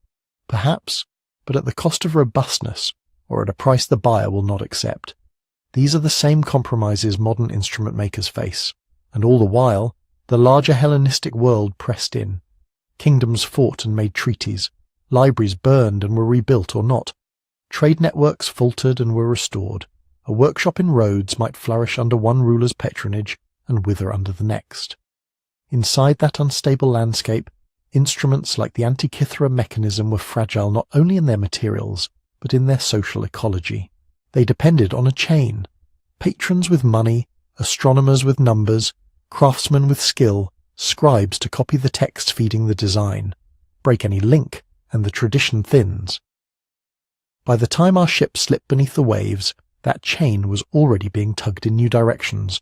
Roman power was rising, Greek cities were being absorbed into a different kind of empire. Latin tastes, different priorities, shifting religious sensibilities, all of these would eventually shape what kinds of knowledge were preserved and what kinds were quietly allowed to disappear. The question of who made it and for whom therefore shades into a quieter, darker one. What happens to a craft when its customers vanish, its texts scatter, and its practitioners die without fully passing on their tricks? That is where the story of the Antikythera mechanism turns from wonder to loss. To follow that turn, we have to watch the Hellenistic world crack and the fine-toothed knowledge inside some of its workshops slip through the breaks. If you zoom out from that single workshop and that single ship, the next question is uncomfortable. If this was possible in 150 BCE, why are we not tripping over bronze computers in every museum? Why does this line of technology seem to flare once, briefly, and then sink into the dark? The simplest answer, that people forgot how to make gears, is not quite right. Romans built mills with gear trains, water-lifting screws, even odometer wagons that clicked off miles as carts rolled along the road. Basic gearing never disappeared. What vanished was something narrower and more delicate, the specific craft of turning complex astronomical theory into compact, multi-dial, inscription-covered machines. That kind of craft lives inside a very particular ecosystem. You need more than one clever engineer. You need workshops where apprentices can learn to file teeth at that fine pitch. You need mathematicians and astronomers nearby, bringing new cycles, new corrections. You need buyers rich enough to commission objects that are impressive, not strictly necessary. And you need a world stable enough that a young apprentice can expect to grow old in the same trade, passing his notebooks and tricks on to his own students. The late Hellenistic Mediterranean had that for a while. Then the ground began to shift. Over the 2nd and 1st centuries BCE, Rome moved from being one power among many to the power that absorbed the rest. Macedon, the Seleucid realm, the Ptolemies in Egypt. One by one, they were defeated, partitioned, annexed, or turned into client states. On paper, that might sound like simple replacement. Greek kings out, Roman governors in. But for delicate knowledge webs, the change was not so smooth. Royal patronage had been a major fuel source. Hellenistic kings competed with each other in libraries, observatories, and spectacle. Building a device that could model the sky fit nicely into that game. It was a prestige object, a demonstration that your court stood at the cutting edge of science. Roman elites, by contrast, had different priorities. They were certainly capable of appreciating Greek learning. They hired Greek tutors, collected Greek statues, quoted Greek philosophy at dinner. But their state did not revolve around a museum like Alexandria's, nor did their politics reward funding abstruse theoretical research. Roman engineers focused on what their society valued. Roads, aqueducts, siege engines, mining machinery, grain mills, things that fed legions, supplied cities, displayed power in concrete arches and flowing water. Within that framework, a tiny box that silently computed eclipse dates for the next few decades had a harder time finding its niche. At the same time, the institutions that had once anchored high-level theoretical work were fraying. The library and museum at Alexandria suffered repeated blows. Political purges, civil wars, fires, budget cuts as Ptolemaic wealth drained away. And then, later, as Roman administrators lost interest in maintaining a full royal research establishment. Pergamon's library, Rhodes's schools, and the smaller scholarly centres across the Aegean all depended on civic resources and on a particular style of Greek city life. War, economic strain and shifting trade routes slowly eroded that foundation. When a library loses its copyists, texts begin to vanish. When a museum loses its stipends, scholars drift away or never arrive. And when those scholars are not there to ask for instruments, to specify tooth counts, to complain that last year's model did not quite match the eclipse they observed, a workshop's incentive to build the next, more accurate version starts to fade. At the level of objects, another quiet, relentless force was at work: recycling.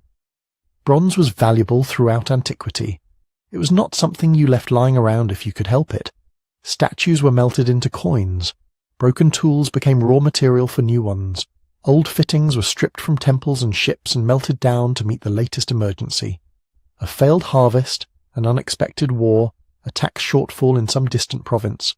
All could translate into a decision, somewhere, to send metal to the furnace. A device like the Antikythera mechanism was especially vulnerable.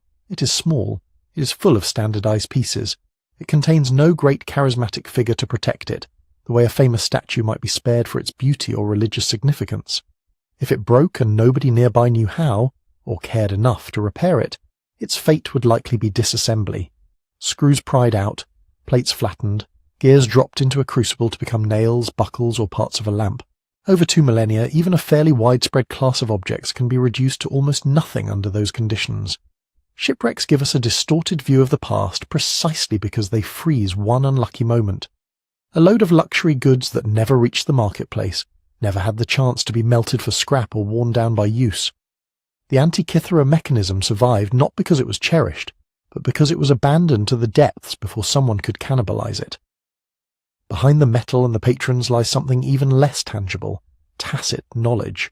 You can write down a gear ratio, you can scribble a note about 223-tooth wheel meshes with 19-tooth pinion. But the subtle skills that turn those notes into a working, reliable machine often live in hands and habits, not on parchment. How hard to quench the bronze so the teeth are not brittle.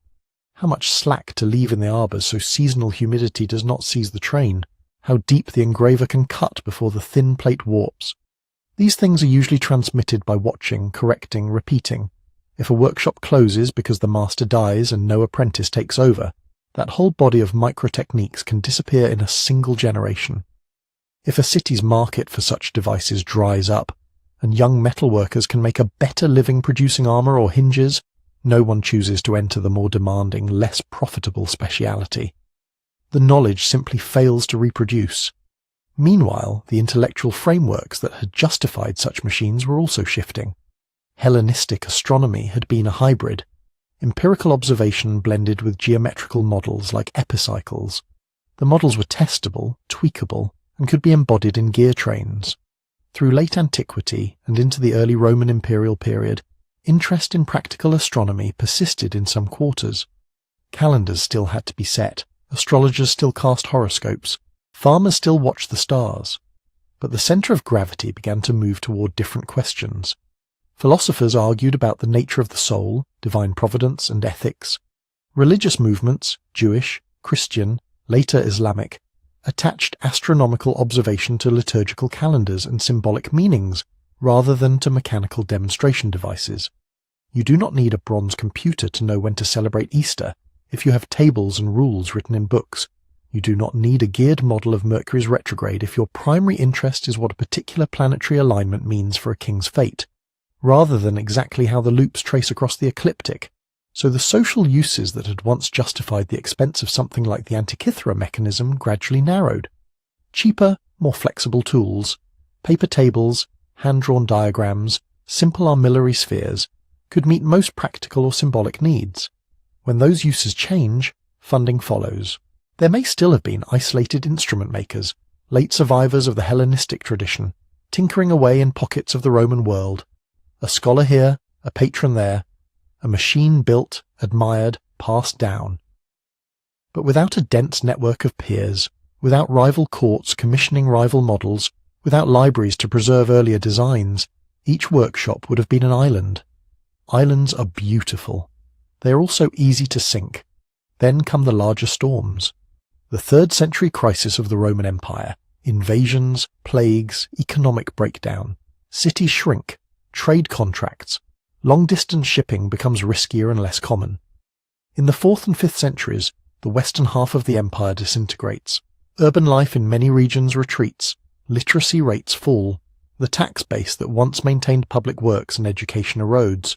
In the east, the Greek-speaking Byzantine Empire carries on a version of Roman rule for centuries more, and preserves a great deal of Greek science in manuscripts. But its priorities are shaped by theology, administration, and military defense. The resources to support elaborate experimental mechanical astronomy are limited. If there were still scattered gear-based planetaria in temples or palaces, they could vanish in a fire, a sack, or an iconoclastic purge. No one needed to systematically hunt them down. Time and accident coupled with changing tastes were enough. So the disappearance of this technology is not a single dramatic event, but a long, uneven thinning. Workshops close, one by one. Patrons die or turn their attention to other marvels. Libraries misplace or fail to recopy a few key texts. A ship sinks with its cargo still intact. A craftsman's last apprentice chooses a different trade. By the time medieval scholars in Europe began once again to translate and debate ancient astronomical texts, the line of mechanical craft that had once given those texts metal teeth and turning dials was gone. The ideas about cycles survived, scattered in writings from Greece, from Babylon, later from the Islamic world. But the specific embodied tradition of building a small box that could hold those cycles in bronze had fallen out of continuous memory. This is not a story about one mistake, one fire, one conquest. It is a story about fragility, how a technology that requires many kinds of people, observers, theorists, engravers, patrons, sailors to carry the finished product across the sea, can be broken not only by catastrophe, but by a slow drift in what a civilization cares to support. And yet, the trace it left was not entirely erased. Centuries later, when new clocks and new gearwork began to appear in medieval Europe and the Islamic world, they would rediscover in their own ways the idea that you could let the heavens run behind a dial. But that belongs to the next part of the story. For now, the ship lies on the seabed, and above it, the tradition that built the mechanism has dissolved into silence. For a long time, that silence seems almost complete. For nearly 15 centuries after that ship went down, we have no surviving object that does what the Antikythera mechanism did: compress the movements of the sky into a dense stack of geared predictions. But silence in the archaeological record is not the same as emptiness. Ideas leak, fragments drift, techniques lie dormant in one craft while vanishing in another. The notion that the heavens follow stable, mathematizable cycles did not disappear. It migrated into manuscripts, into wall charts, into armillary spheres and astrolabes. In the Greek-speaking East, scholars copied and recopied text by Hipparchus, Ptolemy, and their predecessors. They argued about epicycles, deferents, equants, the geometrical machinery that could make sense of wandering planets. In the Islamic world, from the 8th century onward, those texts were translated, corrected, expanded. Observatories rose in Baghdad, in Marazia, in Samarkand. Astronomers compiled new tables, refined planetary models, and invented instruments of their own. None of these instruments, as far as we can tell, were little boxed computers like the Antikythera device. They were different answers to some of the same questions. Take the astrolabe, a flat disk of metal cut with circles and pointers, overlaid with a pierced plate that carries a map of the sky.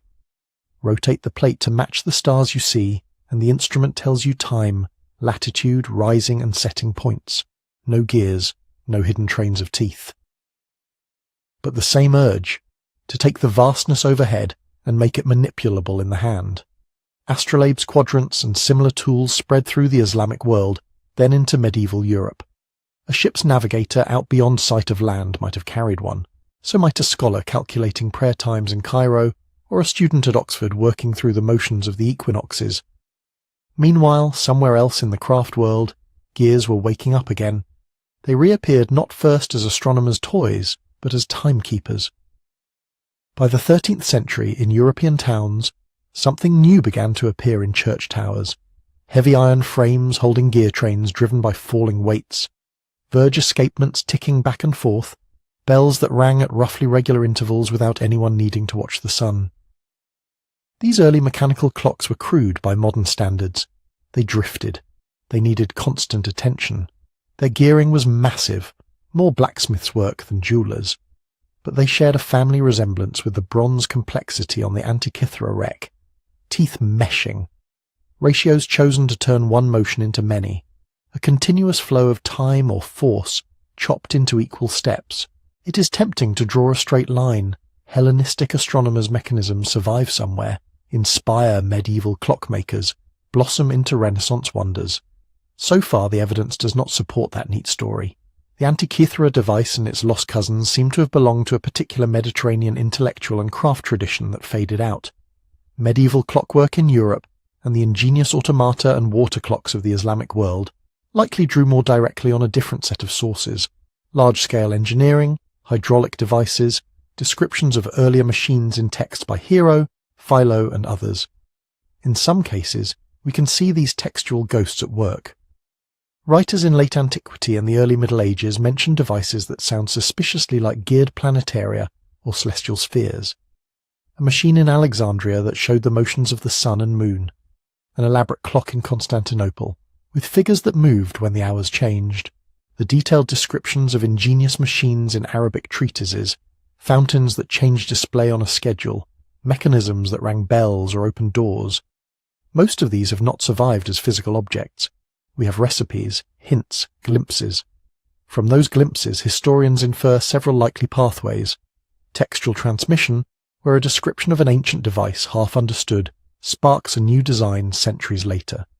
Instrumental inspiration, where simpler tools, armillary spheres, astrolabes, water clocks, suggest that more is possible when combined.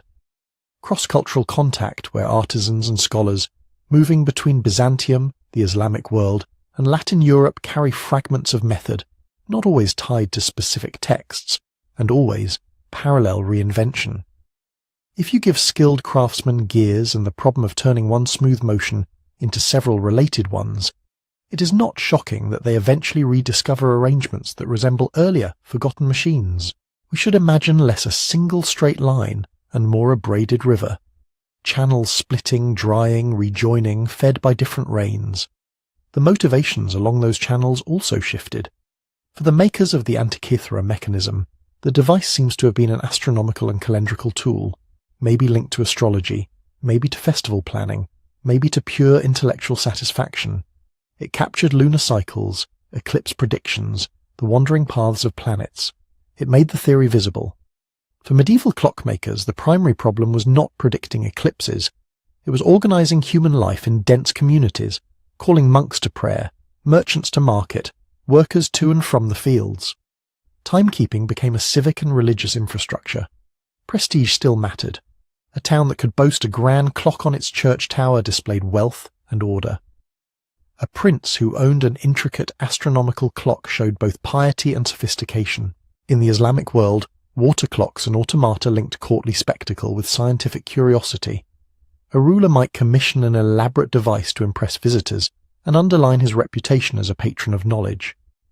Renaissance artisans carried that mix of accuracy and display even further. Astronomical clocks in cities like Prague or Strasbourg show not only hours and minutes, but the positions of the sun and moon, zodiac signs, sometimes even mechanical saints or apostles gliding past tiny doors. These later machines are not direct descendants of the Antikythera device, as far as we can prove, but they rhyme with it. All are attempts to harness the regularities of the sky, to embody them in wheels and dials and pointers. All sit at an intersection of science, art, religion, and politics. This brings us back to the way we talk about the Antikythera mechanism today. It is often called the first computer. That phrase is useful, but only if we're careful with it. The mechanism does not compute in the way your phone does. It has no memory you can program in different ways. It does not accept arbitrary input and run general algorithms. What it does is closer to what engineers call an analog computer, a machine built so that the physical relationships between its parts mirror some set of relationships in the world. Turn the crank by 1 day, and the gears turn by just those amounts that correspond to the motions of the sun, moon, and planets. The answer is not written in numbers inside, it is drawn on the dials outside. Seen this way, the Antikythera device is part of a long human habit, using the material world to think with. An abacus, a slide rule, a tide table, an astrolabe, a mechanical clock, a planetarium, they are all externalized thought. Tools for extending the mind's reach by putting structure in wood, metal, or ink. What makes the Antikythera mechanism startling is not that it is the very first such tool. It is that it shows how far one ancient culture had already gone down that road, in a domain, planetary kinematics, that many people today assume belonged only to the modern age. It hints at an entire class of lost artifacts.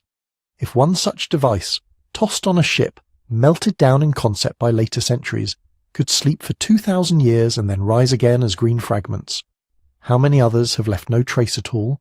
How many workshops perfected skills that burned up in some city fire or were hammered flat into coins during a famine? The mechanism is a surviving data point from a much larger, mostly invisible cloud. It tells us that absence in the record does not guarantee absence in reality. That what we have, even now, are the lucky scraps, what the sea happened to protect, what was too ordinary to recycle, what scribes happened to copy one more time, and it suggests something about the rhythm of knowledge itself. Technologies do not always climb a smooth, continuous staircase from primitive to advanced. Sometimes they surge forward, cluster around a few cities, a few patrons, a few names we remember, and then recede. What returns later may be similar in function, but different in spirit. Medieval clockmakers were not trying to resurrect a lost Greek analog computer. They were solving their own problems, in their own contexts, drawing on whatever hints and tools lay at hand. Yet, across those centuries, a quiet continuity persists. Above all the libraries and workshops, above the towers and the ships, the same moon circles, the same eclipses pass, the same slow, stately retrogrades trace their loops against the stars, empires collapse, traditions fragment. A gear train flares into being on a small island in the Aegean and then vanishes from practice for centuries. The sky keeps going. In one age, its cycles are scratched into clay. In another, they are caught in bronze teeth. Later, they tick in iron clocks, then hum in quartz crystals, then flicker in lines of code. Each version is a way of listening to the same long music. As you drift towards sleep, you might imagine those gears again, turning slowly in the dark of a wooden case. The hand that built them long gone, the workshop silent, the city fallen. Above it all, the heavens continue their patient rotations, indifferent to who is watching or with what tools. What returns across the gaps is not any one machine, but the enduring human impulse to notice those patterns and to draw them down into our own brief span of time, before we too fall quiet and the sky goes on without us. So we end up back where we started, a rusted lump from the bottom of the sea, cracked open to reveal an impossible forest of tiny teeth, scholars squinting at X-rays and CT scans, rebuilding a ghost from scraps, gears that, once reassembled on paper and in brass, show what the original once did with effortless confidence. Take a single slow turn of a hand and answer questions about years and cycles and shadows falling across the sun. Then, the harder part to accept, that for more than 1,000 years afterward, nothing quite like it survives.